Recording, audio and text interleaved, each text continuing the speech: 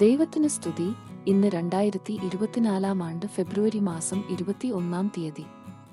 Syro Malabar സഭയുടെ ആരാധനാ calendar അനുസരിച്ചു നോമ്പുകാലം 2 ബുധൻ.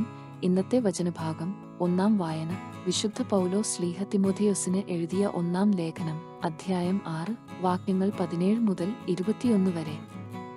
ബുദ്ധിശൂന്യമായ ധനമോഹം.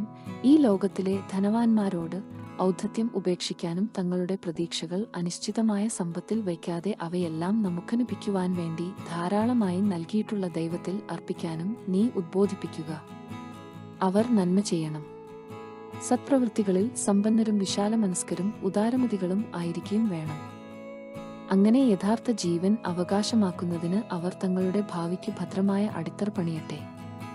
അല്ലയോ തിമോഥെയോസേ, നിന്നെ ഭരമേൽപ്പിച്ചിട്ടുള്ളതു നീ കാത്തു സൂക്ഷിക്കുക. അധാർമികളായ വ്യർത്ഥഭാഷണത്തിൽ നിന്നും വിജ്ഞാനാഭാസത്തിന്റെ വൈരുദ്ധ്യങ്ങളിൽ നിന്നും ഒഴിഞ്ഞുമാറുക.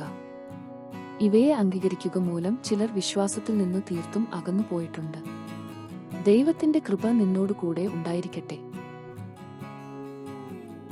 ഇന്നത്തെ സുവിശേഷം വിശുദ്ധ ലൂക്ക എഴുതിയ നമ്മുടെ കർത്താവീശോമിശിഹായുടെ പരിശുദ്ധ സുവിശേഷം, അധ്യായം 12, വാക്യങ്ങൾ 13 മുതൽ 21 വരെ. ധനികന്റെ വ്യർത്ഥസുരക്ഷിതത്വം. ജനക്കൂട്ടത്തിൽ നിന്ന് ഒരുവൻ അവനോട് പറഞ്ഞു, ഗുരോ, പിതൃസ്വത്ത് ഞാനുമായി പങ്കുവയ്ക്കാൻ എന്റെ സഹോദരനോട് കൽപ്പിക്കണമേ. യേശു അവനോട് ചോദിച്ചു, ഹേ മനുഷ്യ, എന്നെ നിങ്ങളുടെ ന്യായാധിപനോ സ്വത്തു ഭാഗിക്കുന്നവനോ ആയി ആര് നിയമിച്ചു? അനന്തരം അവൻ അവരോട് പറഞ്ഞു, ജാഗരൂകരായിരിക്കുവിൻ. എല്ലാ അത്യാഗ്രഹങ്ങളിലും നിന്ന് അകന്നിരിക്കുകയും ചെയ്യുവിൻ. മനുഷ്യജീവിതം സമ്പത്തുകൊണ്ടല്ല ധന്യമാകുന്നത്. ഒരു ഉപമയും അവൻ അവരോട് പറഞ്ഞു. ഒരു ധനികന്റെ കൃഷിസ്ഥലം സമൃദ്ധമായ വിളവു നൽകി. അവൻ ഇങ്ങനെ ചിന്തിച്ചു, ഞാനെന്തു ചെയ്യും? ഈ ധാന്യം മുഴുവൻ സൂക്ഷിക്കാൻ എനിക്ക് സ്ഥലമില്ലല്ലോ. അവൻ പറഞ്ഞു, ഞാൻ ഇങ്ങനെ ചെയ്യും, എന്റെ അർപ്പുരകൾ പൊളിച്ച് കൂടുതൽ വലിയവ പണിയും, അതിൽ എന്റെ ധാന്യവും വിഭവങ്ങളും സംഭരിക്കും. അനന്തരം ഞാൻ എന്റെ ആത്മാവിനോട് പറയും, ആത്മാവേ, അനേക വർഷത്തേക്ക് വേണ്ട വിഭവങ്ങൾ നിനക്കായി സംഭരിക്കപ്പെട്ടിരിക്കുന്നു. വിശ്രമിക്കുക, തിന്നുകുടിച്ച് ആനന്ദിക്കുക.